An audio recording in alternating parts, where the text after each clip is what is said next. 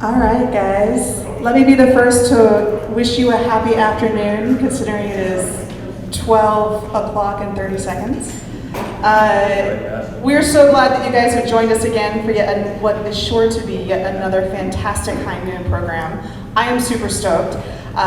Dr. Murphy's extensive research was actually used as part of the development for our exhibit, Breaking Bread. So this just felt like a perfect marriage and merge for us to invite her in to share some of her wealth of knowledge with you as well. A few quick housekeeping pieces. Please pull out your cell phone, mark it on silent. While you have it out, open up the calendar app. Because Thursday, June 15th will be our next high noon lecture where Dr. Shane Doyle will be sharing with us about the history of Indigenous peoples in Yellowstone National Park. That is another program that I am stoked about. Our summer walking tour series is also getting ready to take off, and I believe our first tour is June 9th. And so those tickets are available online, or you can see Amanda after the program and she'll sign you up. So we're getting ready to gear up for a great summer here. We also have 2 exhibits that will be changing in June. In June, roughly June 16th, our newest exhibit called Air America, Through a Billings Pilot's Eyes. Yes, it's that Air America, as in CIA, Vietnam. We have access to a really phenomenal collection from an Air America pilot that was from Billings. And so that exhibit will be focusing on that story through his perspective. And then at the end of June, our next exhibit is called The Photography of Larry Mayer. Yes, that Larry Mayer, Gazette photographer. He's been a photojournalist since 1972, or almost 50 years, so mid-1970s. And that exhibit is going to be highlighting some of his favorite pieces. I've also heard a rumor that there might be a flight simulator that we get to play with too, so mark your calendar for that as well. All right, before I introduce Dr. Murphy here, I just wanted to give you guys a heads up. We do have several copies of her book available here at the front desk as well. So this is not her talk today, but everything that she does is just really fantastic. So this is your opportunity if you'd like to purchase a book and have her autograph it. Now's your chance, right? All right, guys. So Mary Murphy is the Michael P. Malone Professor of History at Montana State University in Bozeman, where she teaches and writes in the field of U.S. women's history and the history of the American West. It's 2 very, very broad topics. It means she can really dig her fingers into anything. She's the author of the award-winning Hope in Hard Times, New Deal Photographs of Montana, which is what we have available for you today, and Mining Cultures, Men, Women, and Leisure in Butte, 1914 to 41. And she has written many essays in Western and women's history. Today's program is sponsored by Michelle and Conrad Karen, and it's because of their generosity that I am able to welcome Dr. Murphy and turn the microphone over to her. Thank you, Lori. Okay.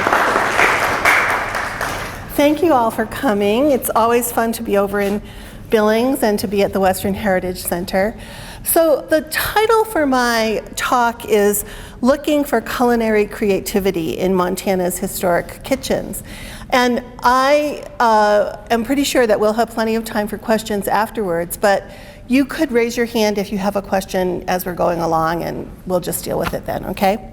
So let me ask you, how many of you like to cook? Okay. How many of you collect cookbooks? Okay. How many of you have a recipe with a secret ingredient that you don't want to pass on to anybody? Ooh, okay. And how many of you like the British baking show? Couple, okay, all right, good. I'm gonna work all that stuff in.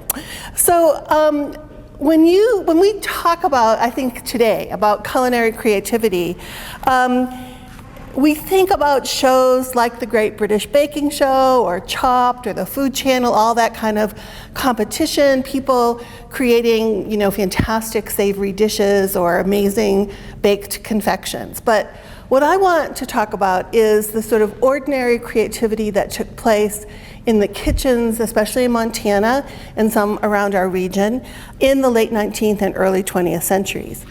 So Lauren was kind enough to get my last book, but I'm working on a book with 3 other colleagues from MSU, Bozeman, and the State Historical Society. And we embarked on this project because we were inspired by the collection of historic cookbooks at the Historical Society. And they started with about 100, and then they got a donation of 300. And then it's fantastic that several of the people who had power at the Historical Society were interested in food history and have made collecting Montana cookbooks one of the library's missions. So that collection is now over 1,100 cookbooks. When you consider the size of Montana, the population and number of towns, that's really impressive. And no other state in our region has a collection like it. So the earliest of those cookbooks is from 1881, and I'll talk a little bit about that one. So my colleagues and I are writing what we're calling a culinary history of Montana, dipping into some of the bordering regions with brief essays about various foods, traditions, and experiences, including indigenous foodways. And it's a work in progress. So I'm always looking for good food stories or any ideas that you might have as you follow this little path with me today.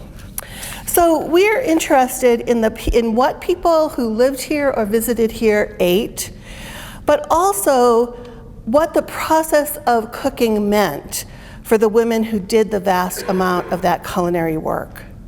So in community cookbooks from Montana and the bordering provinces of Canada, I found 2 often competing descriptions of what cooking was or perhaps meant. So one example that includes both is a community cookbook called the Prairie Rose Cookbook from a women's farm organization in Craik, Saskatchewan. And it included a recipe for the cook. And the compilers of the Prairie Rose Cookbook gave no attribution for this, quote, recipe, but it was drawn in part from a lecture that John Ruskin delivered to an English girls' school in the 1860s. And it was extracted and reprinted in many frontispieces of cookbooks in England and in the United States. So he wrote, in response to the question, what does cooking mean? It means the knowledge of all the herbs and fruits and balms and spices, and of all that is healing and sweet in fields and groves, and savory in meats. It means carefulness and inventiveness and watchfulness, and willingness and readiness of appliance. It means the economy of your great-grandmothers and the science of modern chemists. It means much tasting and not wasting. It means English thoroughness and French art and Arabian hospitality. It means that everybody has something nice to eat. But the women of Craik also borrowed from an 1893 essay by Harriet Holt Cahoon, an American suffragist and journalist who wrote in response to this very rosy picture that Ruskin painted. And she said, cooking means the steaming and the stewing and the baking and the broiling thrice daily, springs and summers and autumns and winters, year after year, decade following decade. It means perspiration and desperation and resignation. So we have 2 quite different versions of what cooking means in those sources, but so Ruskin refers to tradition as well as inventiveness, to knowledge and ingredients, to sustenance and hospitality, and the niceness of food. So the end product in many ways. Cahoon speaks to the physical labor, decades of perhaps drudgery and the lack of reward. So my question in thinking about culinary creativity is there some connection between these 2 concepts? And it was in part my sort of identity as a Western women's historian that led me to this food history, because I was interested in how women who mostly did domestic labor found any kind of recognition or reward for their work, because it was, of course, often, mostly, not paid. And that led me in this very circuitous route to community cookbooks. So in the West, community cookbooks emerged with the burst of settler colonial society. As you all know, Montana becomes a territory in 1864 and a state in 1889, and the publication of cookbooks in the region begins in the 1880s. In Montana, settlement and development are closely linked to the coming of the railroads. And as far as we have been able to document, the first community cookbook, as I said, was compiled in 1881 by the ladies of Butte City. And that was the year that the railroad connected Salt Lake City and Butte. So to understand the foodways of our region during this period, we can't underestimate the importance of the railroad. I think, we all, anyone who's been interested in the settlement of the West has probably dipped into some diaries or memoirs from the Overland Trail, and you read about how they have to calculate how much flour and sugar, et cetera, to carry. But that's really a fairly brief period. And certainly for Montana, the biggest boom in population comes after the railroads can bring homesteaders here, and after the Homestead Acts are changed to give people 320 acres of land. So while rural peoples depended on the food that they grew and they preserved, they augmented it with food that they bought. And often staples like sugar, tea, and coffee weren't even grown in the United States, never mind in Montana. So they're right away engaged in a global food economy. And they augment what they can grow with orders from mail order companies, especially for people living on rural homesteads in eastern Montana. So it's not uncommon to find in these memoirs of those homesteaders stories about planning food purchases for the winter. And one of my favorite of these memoirs is from Vera Whitney Galt, who homesteaded near Sydney. Her family came there in 1909 when she was a child, and her unpublished memoir is available on the Montana Memory Project. And she has lots of stories about food, but I'll just highlight one here. In the early winters on the farm, dinner was often boiled potatoes, fried bacon, and bacon grease gravy with stewed prunes for dessert. Dinner was the lunchtime meal, what we would call lunch. Supper was potato soup and stewed prunes. So you see a theme going through here. And as they got more established, the family looked forward to the visit of a salesman from a large grocery wholesale company in St. Paul, Minneapolis area. So he would come out to homesteads, and he would come to Vera's parents' homestead, and he would stay for supper, and then he would open his sample cases. And so he let them sniff the coffee, test the freshness of baking soda, assess the whiteness of sugar and salt. The family sampled dried peaches, prunes, the staple of diet, prunes, apricots, figs, dates, and apples. And by the end of that fall visit, they had ordered enough supplies for 6 months. And when the shipment arrived at the Glendive Railroad Depot, it was the last trip that Vera's father would take into town until winter was over. So you can see why this would cause people to have very sharp memories of this whole process. So increasing acceptance of industrial food shipped in by rail is evident in the cookbooks, which have a remarkable number of recipes calling for things like canned pineapple and coconut. It's inspired me to add to my list of short essays that is the way we're framing our book. I'm going to write an essay called When Pineapple Came to Montana, because it's just so pervasive. And then once refrigerated rail cars came into being in the 1880s, trains also brought fresh tropical fruits to the northern Rockies and grasslands. All of us on the project have been struck by the plenitude of recipes for lemon pies.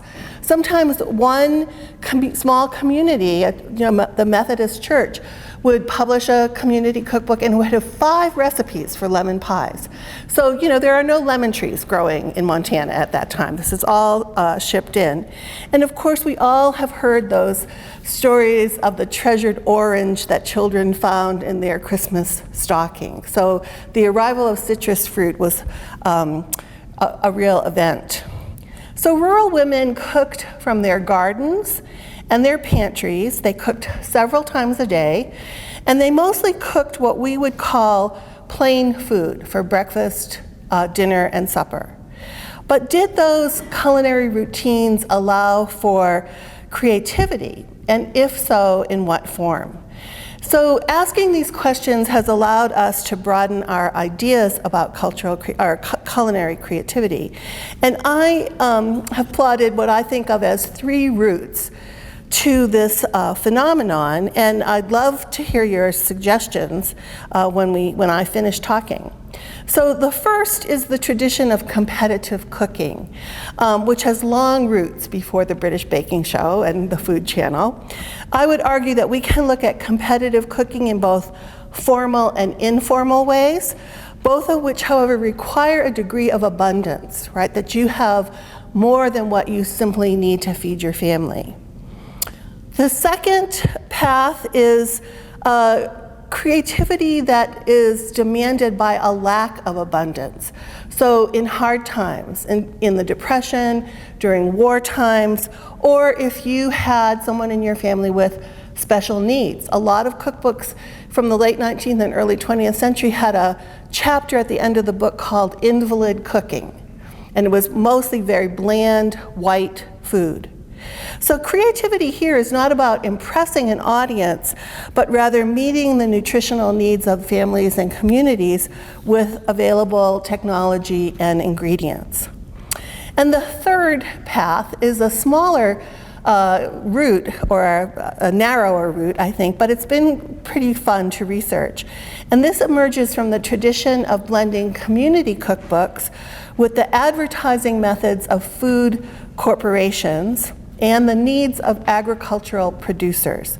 So my examples of this emerge in the later 20th century in the work of 2 women's groups that had a strong presence in Montana and in the West, and those were the Cowbells and the Porkettes. And they were the women's auxiliary of their respective stock growers associations. So I'm going to give you some stories from each of these different paths. And I'll start with the Cowbells. So when I have asked students, what is an iconic Montana food, what do you think they answer? What would you answer? Beef. Beef is the answer. And that answer would make the Montana Cowbells very happy. So in 1952, the wives of the Montana Stock Growers Association had attended the stock growers meeting in Butte, and they formed a ladies' auxiliary, and they called themselves the Montana Cowbells. Now, there were already some cowbell associations in other states like Arizona and Idaho. The first had emerged in 1939, and there were enough that by 1952, a National Cowbells Association was formed. So many ranch women, of course, were intimately involved in raising cattle with their families. There were independent women who ran ranches, but the cowbell's public face reflected a very traditional, what we call gendered division of labor. Men raised beef, women cooked beef. And so the Cowbells Association was devoted to promoting the consumption of beef, which would, of course, help their own family's economy. So their work revolved around teaching women how to use different cuts of beef, just what different cuts of beef were, because people in cities, didn't necessarily know where the package that they got came from on the animal. They wanted to create versatile recipes to increase the consumption of beef, and they wanted to encourage young people to cook and eat beef. And so in 1962, the Montana Cowbells introduced a statewide curriculum of beef education in the public schools. And they did this by paying for the beef used in home economics classes. In the 70s and 80s, various chapters of the Cowbells across the country published cookbooks promoting beef consumption, and Montana was no exception. So I want to talk about two examples.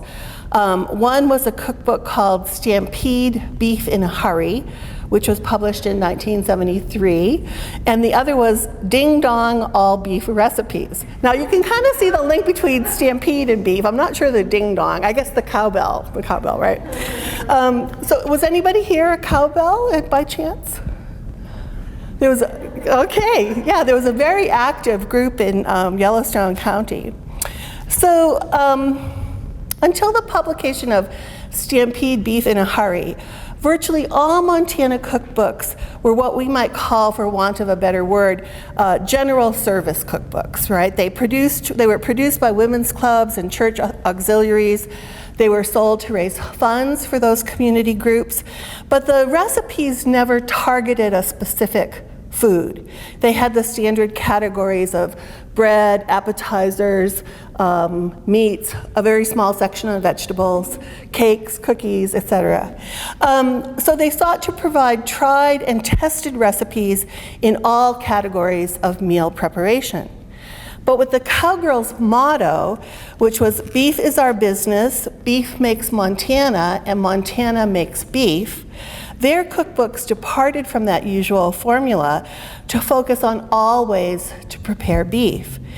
The introduction to Stampede claimed that recipes could be prepared in less than an hour, and that virtually all used economical cuts of beef, and some called for leftovers. The author reminded readers that wasteful cooking is not good cooking. And she had a recipe for beef bourguignon that took 30 minutes from opening the cans to serving it. And this is at the same time that Julia Child is teaching Americans how to make beef bourguignon that takes 3 to 4 hours. So the Cowbells cookbooks were designed not only to teach women how to buy and cook beef in inexpensive ways, but to work beef into as many forms as possible. So the Ding Dong All Beef Recipe Cookbook had the most extensive variety of what I might call odd beef recipes. Beef sugar plums, beef apple cookies, beef muffins, beef pecan cream cheese balls, and the iconic beef fudge. So has anybody tried beef fudge? Made beef fudge? Well, you're so lucky because Lauren has a recipe for beef fudge in the food exhibit. Okay. My husband, I was giving a talk about this in Bozeman to an adult ed class, and my husband said, "You know, you won't have any authority unless you cook beef fudge." So I did, and they were game. I cut it into tiny little pieces, and they tried it. There was still a lot left over. So I brought it to class, and I brought it to my food history class, and they ate it. There was still leftovers, but this one young man came up and said, "That was really good." And I said, "This is all yours." So I have done it once, I don't need to do it again. So the Cowbells Eat Beef campaigns arose from concerns about their own family businesses to keep up the demand for beef and to strengthen the industry that shaped their lives. To that end, they developed very clever marketing campaigns inspired by decades of exposure to food advertising.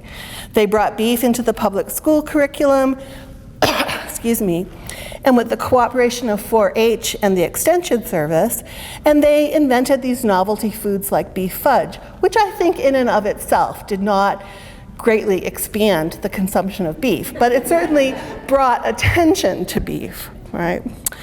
So we have that kind of tradition, and you can think of all sorts of other foods and food ways they were inspired by, like all the Jell-O pamphlets and all the food pamphlets of the time. The second category that I mentioned is cooking when you don't have abundant food. So there are many periods of food scarcity in Montana's history, but I'm going to give you a couple of examples from World War I. So the cookbooks that were published in World War I reflect a different challenge, and it was not so much that the absolute amount of food had decreased, but that certain foods were being diverted to Europe and to the military to feed soldiers and civilians, particularly beef, wheat, and sugar.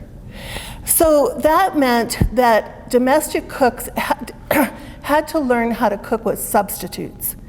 And they had to learn to use honey, molasses, and corn syrup in place of sugar, cornmeal, oats, rice, and barley flour instead of wheat, fish, and in some areas, game in lieu of beef.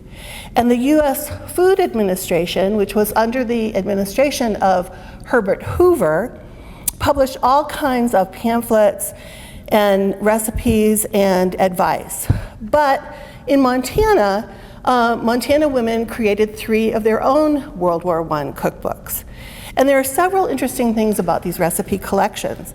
There are lots of recipes using the approved substitutes, recipes for barley flour cake, oat flour muffins, cookies and noodles made with mashed potatoes.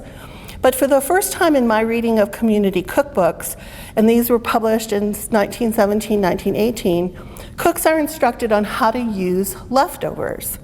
So it's not that families hadn't always eaten leftovers, but in the rhetoric of food conservation, every scrap wasted was a boost to the enemy.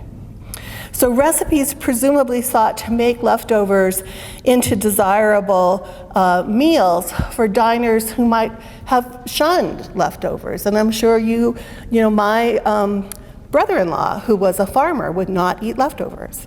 So, this took some convincing for families. So most recipes in this vein called for making tasty puddings of casseroles from whatever bits of meat or vegetable a cook had left over. There are also several recipes for rabbit, for heart and tongue, foods that might not have made their way into earlier community cookbooks, although they certainly were eaten by people across Montana. And the women in the tiny community of Hot Springs also had some fun with their cookbook by writing verse, or we might call it more like doggerel, at the beginning of each section. So the shortest, in the section that prefaced pie, said, "Hoover, Hoover, Hoover pie, crusts of substitutes and rye." So it gives you a taste of the flavor of that poetry.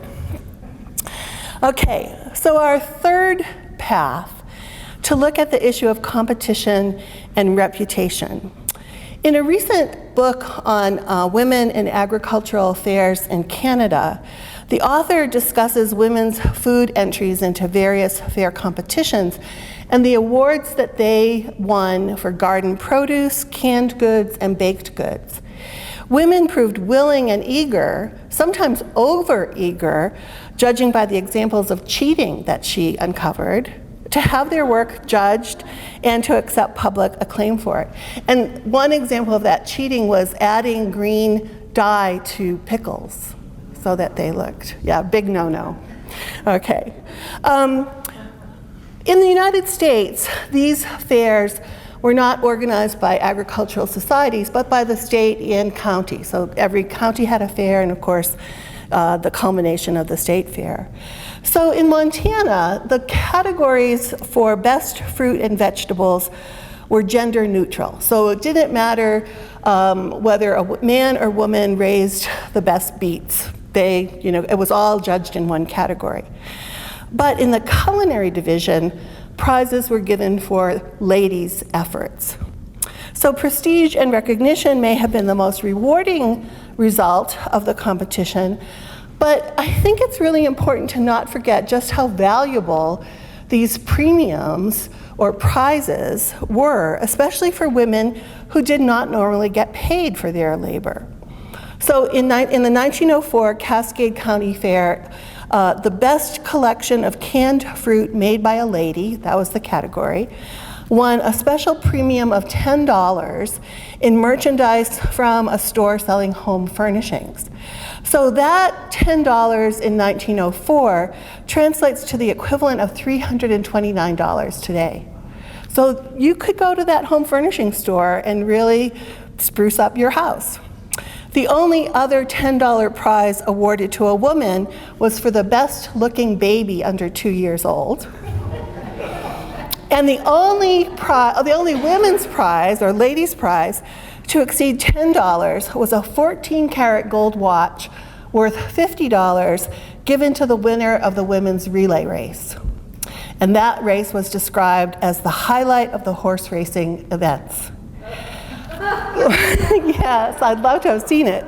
The only other $50 award given at all was to the man who raised the best bushel of spring wheat. So you can kind of see how the county, how the community is valuing these efforts. So winning a prize at a county fair undoubtedly enhanced a woman's reputation as a good cook. And women sometimes then contributed their prize-winning recipe to a community cookbook, which created a permanent record of their achievement. So for example, the Whitehall cookbook included a recipe for an angel food cake that noted the cake won its contributor first prize in the 1915 Jefferson County Fair. So I know that in 2023 because that book exists in the State Historical Society library, and I can look her up and think about her prize-winning angel food cake. But there were less formal ways than entering fair competitions to accrue reputation and presumably satisfaction for one's cooking.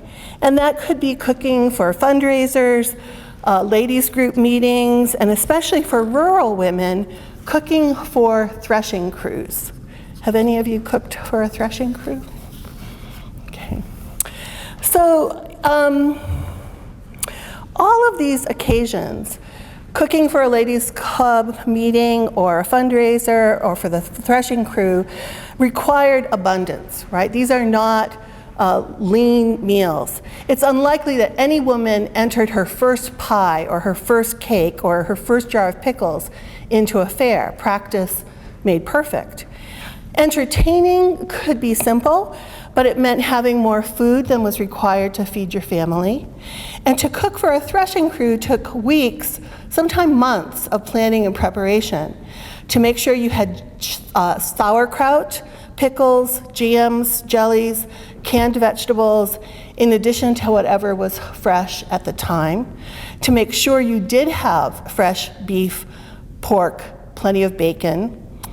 Platters of fried chicken, roasted meats, potatoes, and pie were the staples of threshing dinners, at least in the stories of Montana. There were always pickles, jams, and jellies, bread, and a variety of vegetables served at the table family style.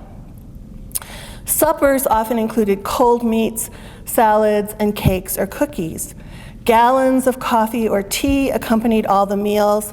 And while women might have served dainty foods to their ladies group, that was the category in many cookbooks, dainty foods, they took pride in the bounty, variety, and quality of their table and in how threshing crews assessed their food and talked about it after they had left or anticipated going to a particular farm for a particular dish.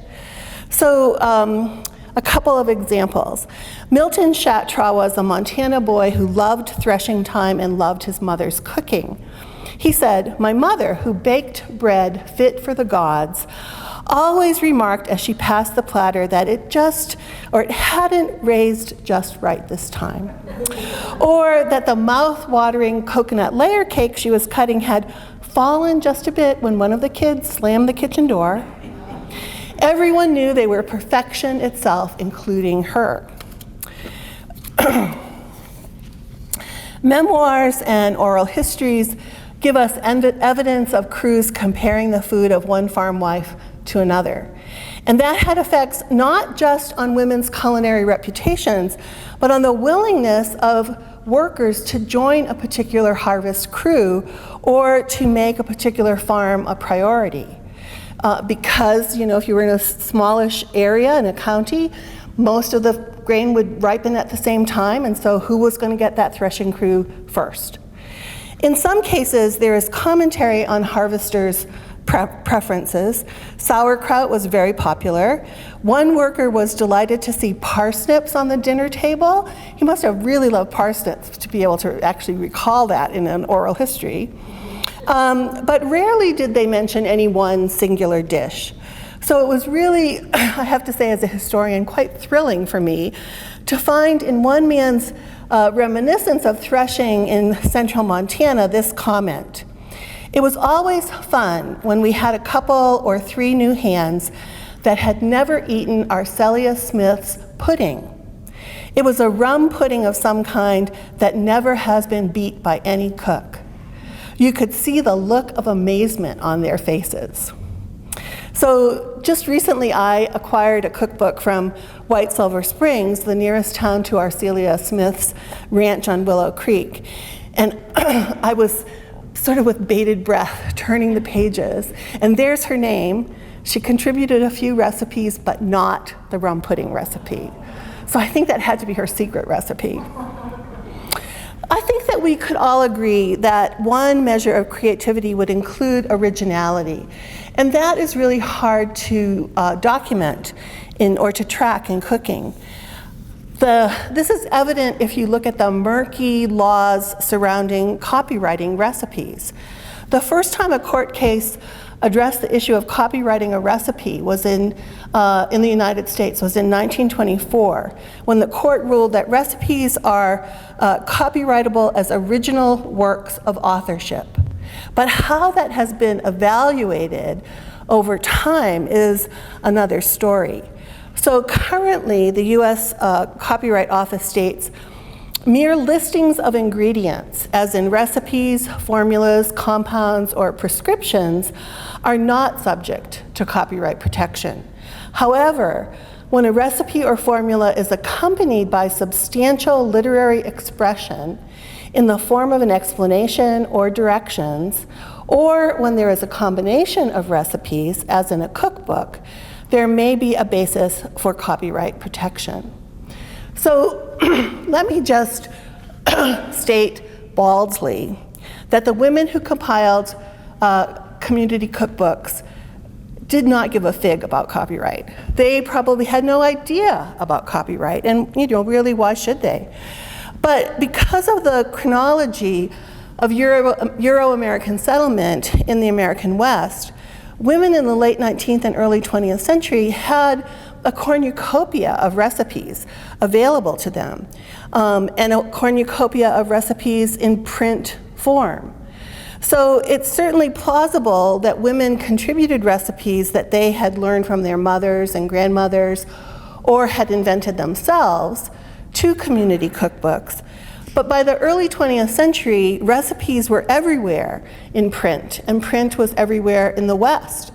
Every little county had a newspaper, and people read national magazines, and they shared them so that the readership was often quite larger than the publication might have anticipated. And then starting in the 1890s, food companies are producing those pamphlets that they could pick up at any grocery store or hardware store. You could write to General Mills and ask for recipes. You could write to Betty Crocker and ask for recipes. So women in even the most rural parts of Montana could be awash in recipes that other people had created. So I'm always on the lookout for these because the most interesting ones will have a stamp on it that says distributed by Ace Hardware or Safeway, or so you could tell where women are getting these things. And things like flour, cocoa, pineapple, dates, nuts, flavorings, canned milk, canned soup, and of course Jell-O put these out regularly. So it's impossible to really tell where community cookbooks got the vast majority of their recipes, and therefore it's very tricky to make a judgment about originality or creativity. There's very little commentary in most community cookbooks. For the most part, the directions are very brief, a list of ingredients, minimal instructions like bake in a moderate oven or just bake, as they say on the British baking show. A few might reference a person who gave it to them, or make a little comment about the quality. So one cabbage recipe says, if your children don't like cabbage, try this recipe, or this cake keeps well, something like that. And then in some later cookbooks, like the Alm Rhubarb cookbook from Up by Great Falls, they actually credit other cookbooks and magazines from which they got the recipes. So how do we judge creativity in these recipes?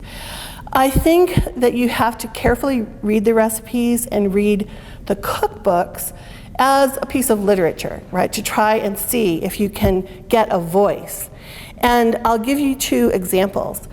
May Searles Johnstone compiled a cookbook in Butte in 1905 with a second edition in 1911. And the 1905 edition has lots of wonderful commentary in it. And in both editions, she notes which are her original recipes. Now, I have to say, May Searles Johnstone was a journalist. She edited the society page of the Butte newspaper, which was a big chunk of the paper in the early 20th century. One of her recipes is a very detailed fruit cake, which in addition to dry ingredients includes sweet cream, black molasses, whiskey, and choke cherry marmalade, which she tells us in the recipe that she makes every summer as the berries grow wild in the valley. So she's either picking them, or because of her status, she might be buying them from somebody else who's picking them. But it's a very distinctive recipe, and it appears nearly verbatim in a cookbook in a nearby town a few years later without any attribution. So if I had read that cookbook first, I would think, oh, but then, I go back and May Searles Johnstone says enough to know that this is her recipe. So I've come to look for a voice, for some kind of culinary imagination, maybe ingredients that don't appear very often in Montana cooking at the time. And this leads me to my final story, the 18-hour huckleberry mousse. So in 1913, the railroad town of Livingston hosted the annual convention of the Montana Federation of Women's Clubs. And to raise money in support of the convention, they decided to, the Yellowstone Club, a local women's group, decided to put out a commemorative cookbook. The Historical Society in Helena recently acquired a pristine copy of this book, and it's really wonderful to look at because it's printed in green ink. So you know it was a sort of special edition. Unlike many community cookbooks, its preface gives us some information about its origins and the process by which it was put together. So the committee received several hundred submissions, which it then evaluated very carefully before selecting which ones to publish.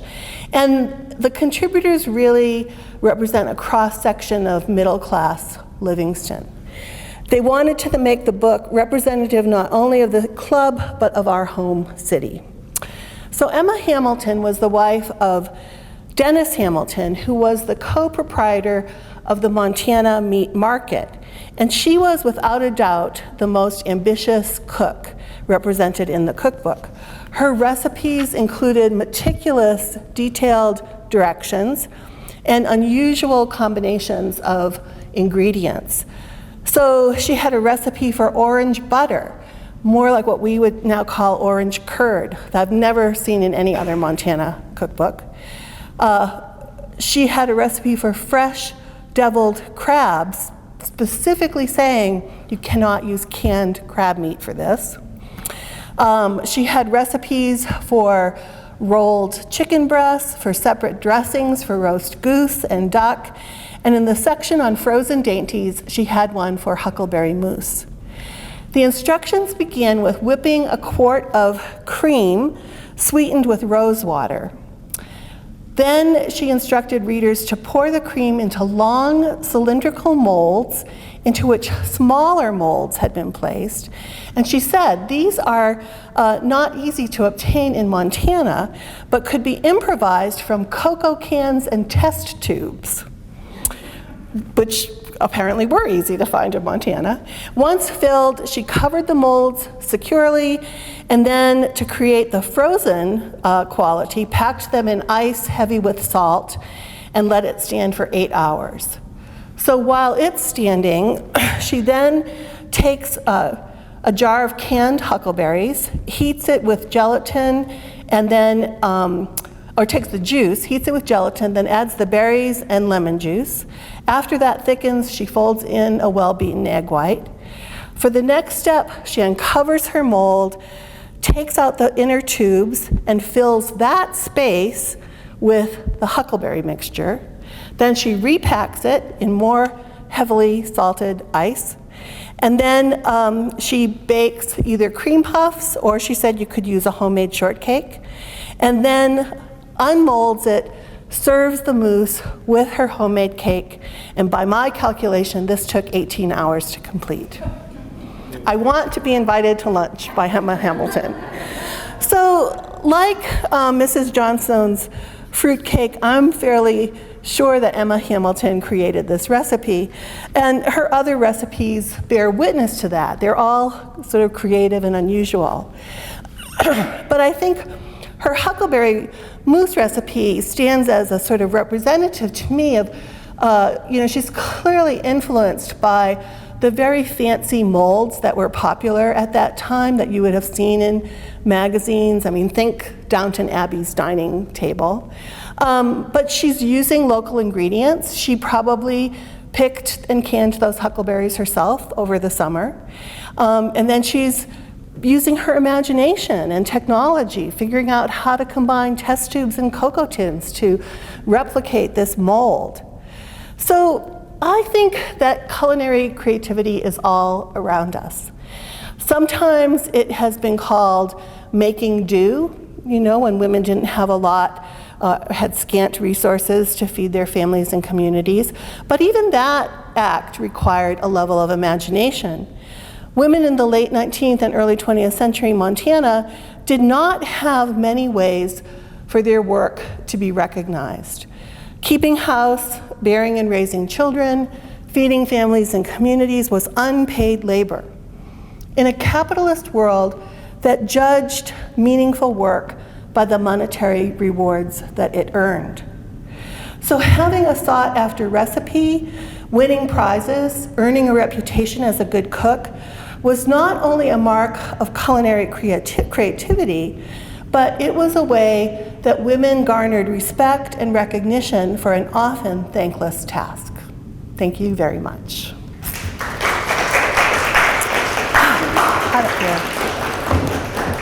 Okay, does anybody have any questions or a great food story they want to share with us? I have a question. What is the craziest recipe that you have found in all of your all your searching? I have to say those beef recipes, the beef fudge, the beef and apple cookies, that was, those were it. I mean, there are lots of, it's striking to me how many recipes are very, very basic, that people had the same ingredients in their pantries. The other odd recipe, though it was a national recipe, was for a cake called pork cake. Have any of you heard of that? It was a fruit cake, but it was made with fresh pork fat as the fat, and it did not. It called for, or I should say, it did not call for any eggs, any butter, any milk, and it's one of the recipes that in cookbooks, people made the most notations. So they would say a good substitute for Christmas cake, better after a month. You know, so it was clearly like a fruit cake, but it appears in appears in rural cookbooks. So I think it's that kind of cake that, you know, you could put away in a cupboard and forget about it, and then if some neighbor stops by, you can be hospitable and offer them a piece of cake. And so you can find the old recipes in these cookbooks, but it's also in that multitudinous world of food bloggers. There are people who have tried pork cake. Very few who like it. They say the mouthfeel is kind of weird, not what we would expect. So I'd say that one really caught my attention. Yeah. Mm-hmm. I'm wondering, how much do we know about what women's kitchen gardens looked like? What were the varieties that they were growing? How much variation would there be from household to household? So a good way of ascertaining that, well, some people describe what they're growing in their diaries or memoirs. The other way that we have looked at that is through extension bulletins, which there are many bulletins on, you know, mostly it's on commercial farming, but there are many bulletins on what you can grow or should grow in your kitchen garden, where to put the rhubarb, you know, what kind of vegetables to grow. We can also tell by what people, they might not write about what they plant, but they'll write about what they put up at the end of the year. So you can tell what kinds of fruits or vegetables. And then clearly there's some, you know, they get cases of peaches when trains come through in the late summer, and they'll put those up. And there are some photographs over at MSU Bozeman. There are a couple of journals that women kept. They kept their gardening journal, so we know exactly what they tried to. And that same thing of, I myself am not a gardener, but the faith that farmers and gardeners have is so impressive. So, you know, they will keep replanting after hail, after grasshoppers or whatever, until they calculate it's going to be too late in the season to get a crop. So to me, they're very heartbreaking, because you know that that is really what they're depending on to eat over the winter. Oh, you must have a good food story for me. My dad grew up, as my father, loving mincemeat pie, so I wondered, and I tried to make it for him for Christmas. Did you find anything on mincemeat pie? And there's a good use of beef, right? Yeah, that's right. No, there are recipes in the cookbooks for making mincemeat and for mincemeat pie. And just by coincidence, I was down in Idaho a couple of weeks and gave a talk sort of like this. And a man came up to me afterwards, and he said that he used his English ancestors' recipes for mincemeat and bread pudding with lemon sauce at Christmas. And he used smoked meat in his mincemeat. And he said people either love it or hate it, and sometimes they don't realize there's meat in it at all. Yeah. Mm-hmm. Mm-hmm. Anything else? Gosh, we're good. You're going to be out here in time to go for a late lunch. Thank you very much for your attention and for coming today. Okay.